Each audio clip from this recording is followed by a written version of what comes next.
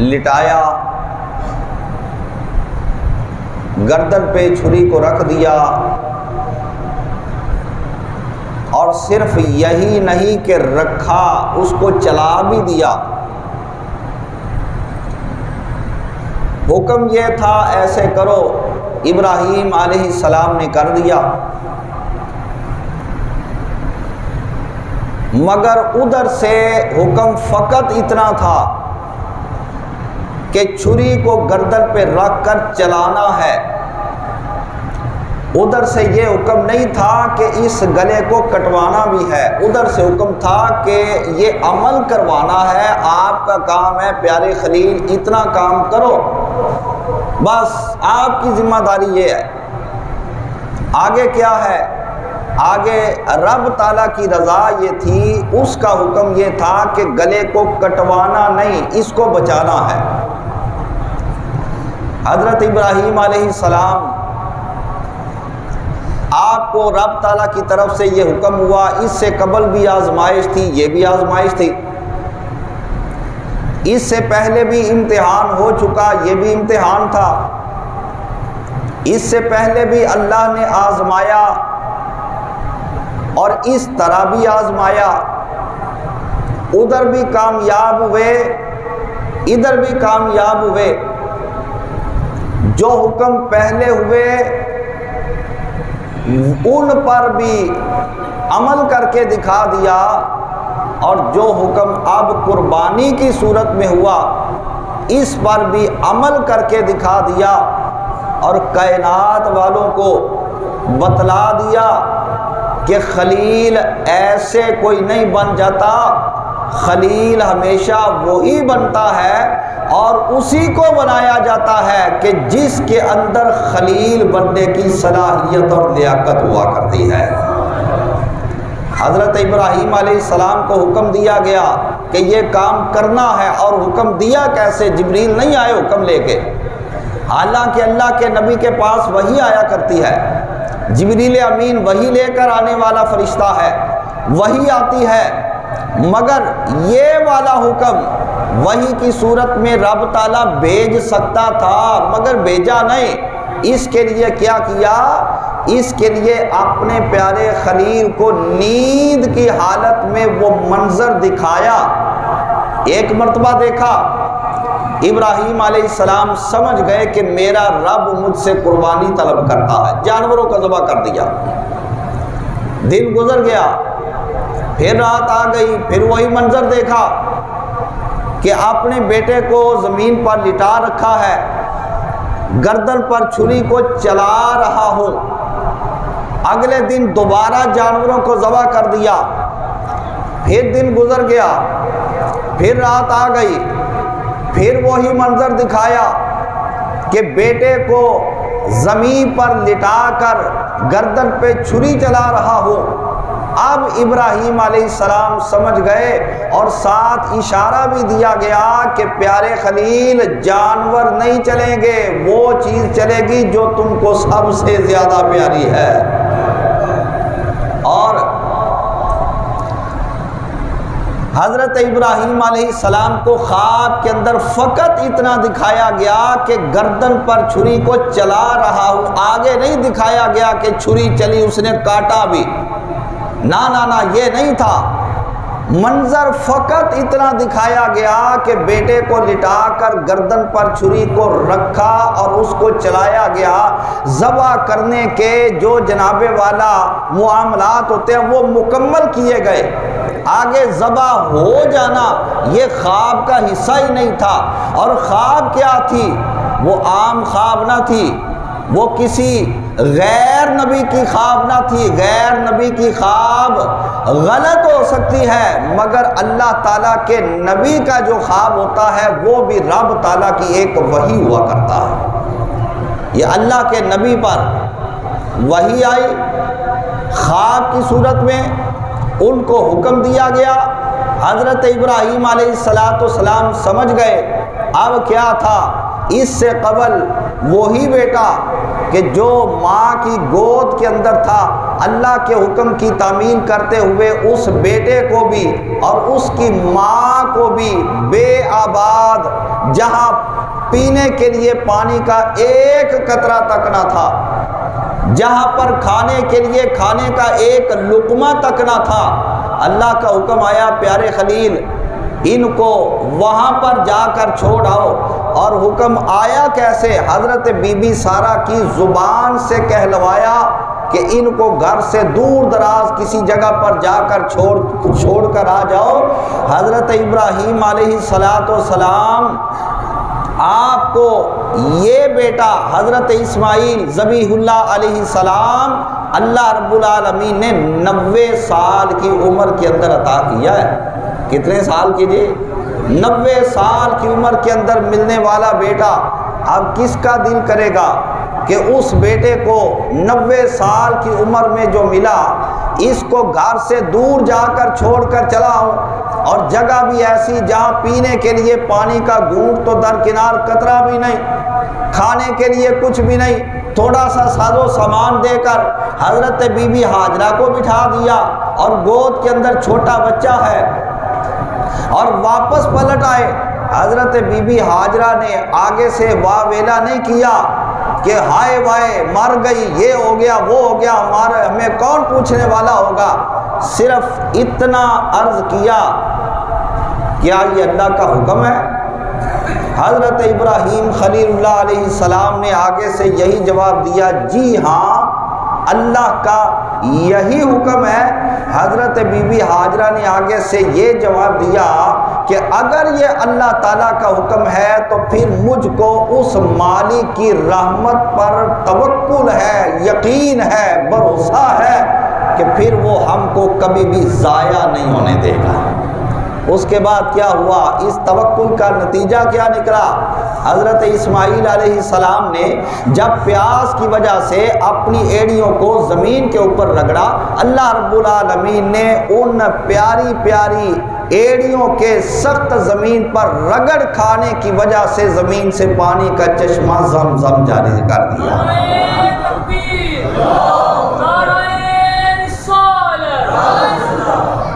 ذرا سوچو کیسے کیسے امتحانات سے گزارا گیا۔ اب وہی بیٹا جب چلنے پھرنے کے قابل ہوا، چلنے پھرنے کے قابل ہوا، چند سال عمر ہو گئی، اب قرآن گواہ ہے فلما بلغ معہ السعی، جب وہ بیٹا اپنے باپ کے ساتھ چلنے پھرنے کی عمر کو پہنچ گیا تو کیا ہوا؟ اللہ تعالیٰ کی طرف سے حکم آیا۔ حضرت ابراہیم علیہ السلام نے بیٹے کو فرمایا یا بنی انی ارا فی المنام انی اذبحک فانظر ماذا تری، بیٹا میں نے تو یہ خواب دیکھا ہے کہ خواب کے اندر تجھے ذبح کرتا ہوں، اب ذرا آگے سے اپنا جواب بھی پیش کرو، اپنا رد عمل بھی ظاہر کرو۔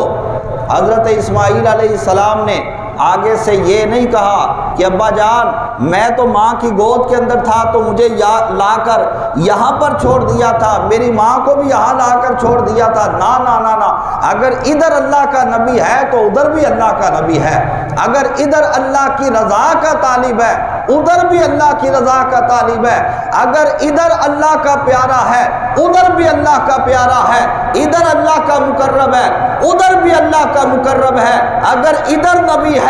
ادھر بھی نبی ہے، اگر ادھر اللہ کا خلیل ہے ادھر اللہ کا ذبیح ہے۔ ادھر سے حکم ہوا بیٹے خواب کے اندر یہ دیکھتا ہوں، ادھر سے جواب آتا ہے ابا جان اگر آپ خواب کے اندر دیکھتے ہیں ادھر بھی نبی ہے، وہ بھی سمجھ گئے کہ یہ بھی نبی ہے، ان کا خواب وہ عام خواب نہیں اللہ کا حکم ہے، سمجھ گئے اور آگے سے فی الفور جواب دیا، بلا تاخیر جواب دیا، اے ابا جان آپ کو جو اللہ کی طرف سے حکم ہوا ہے دیر نہ کریں، کیا ہے اس کو کر گزرے، آپ کو جو حکم دیا گیا افعل ما تؤمر اس کو کر گزرے، رہا میرا معاملہ مولا ستجدنی انشاء اللہ من الصابرین، خدا کی قسم آگے سے ذرہ برابر ایسا ویسا نہ بولوں گا نہ کروں گا تو کیا ہوگا؟ اللہ تعالیٰ نے چاہا تو مجھ کو صبر کرنے والا پاؤ گے۔ حضرت بی بی حاجرہ سے بات کی، انہوں نے بھی آگے سے یہ نہیں کہا کہ وہ وقت تو یاد کرو جب لا کے یہاں پہ چھوڑ گئے تھے، تب تمہیں یاد نہیں آیا تھا میرا بیٹا ہے، تب تم کو پتہ نہیں تھا کہ یہ میری بیوی ہے، بیویوں کے حقوق ہوتے ہیں۔ قبلہ یہ آج کی بیویاں ہیں، ایک طرف خدا کا حکم ہو ایک طرف رسول اللہ کا حکم ہو تو ان کو جناب والا اپنے حقوق یاد آ جاتے ہیں۔ وہ اللہ تعالیٰ کی صابرہ بندی تھی، اللہ کی شاکرہ بندی تھی، اللہ کی عابدہ بندی تھی۔ جب انہوں نے سنا کہ اللہ تعالیٰ کا وہ بندہ جن کو رب تعالیٰ نے خلیل بنایا وہ مجھ سے یہ فرما رہے ہیں اور وہ میرے شوہر ہیں، میں ان کے نکاح کے اندر ہوں اور مجھ پر لازم ہے کہ میں ان کی فرما برداری کروں، حضرت بی بی حاجرہ نے بلا تاخیر اپنے بیٹے کو تیار کر کے حضرت ابراہیم علیہ السلام کے سپرد کر دیا کہ جاؤ دل کے اندر جاؤ، جس طرح اللہ رب العالمین کو منظور ہوگا آج اسی طرح ہو کر رہے گا۔ حضرت ابراہیم خلیل اللہ علیہ السلام نے اپنے بیٹے کو ساتھ لیا اور لا کر میدان مینا کے اندر مختصر راستے کے اندر شیطان بھی بہکانے کے لیے آیا، اس کو قطع نظر کرتے ہوئے میدان مینا کے اندر لا کر اپنے ارادے کا دوبارہ اظہار فرمایا اور حضرت اسماعیل علیہ السلام نے اب یہ نہیں کہا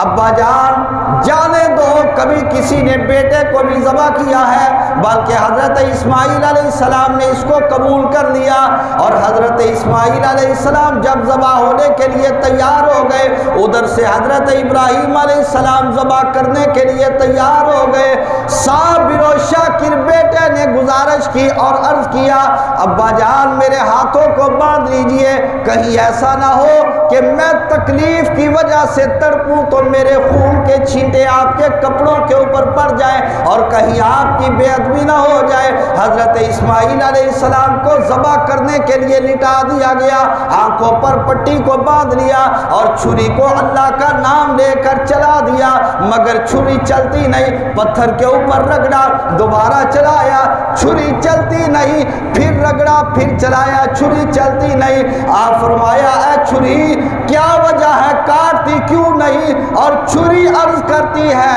الخلیل یأمرنی والجلیل ینہانی، خلیل کہتا ہے اے چھری کاٹ کے رکھ دے، مگر اللہ رب العالمین کا حکم بڑا ہے، وہ مالک کہتا ہے خبردار میرے اسماعیل کی گردن کا ایک بال بھی کٹنے نہ پائے۔ اللہ